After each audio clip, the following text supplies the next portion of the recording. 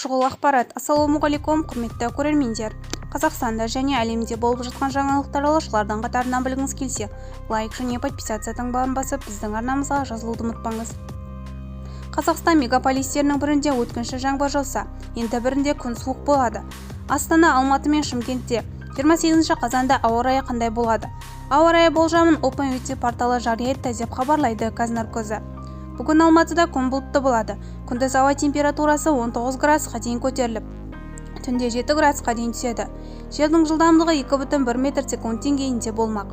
Астанада синоптиктер болжамынша күн ашық болады.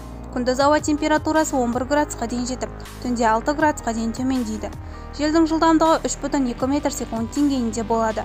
Шымкентте бүгін өткінші жаңбыр жауады. Күндіз термометр бағаны 23 градусқа дейін жетіп, түнде 13 градусқа дейін түседі. Желдің жылдамдығы 8,3 метр/секунд деңгейінде болмақ. Бізді бақылауды жалғастырыңыз. Сау саламат болыңыз.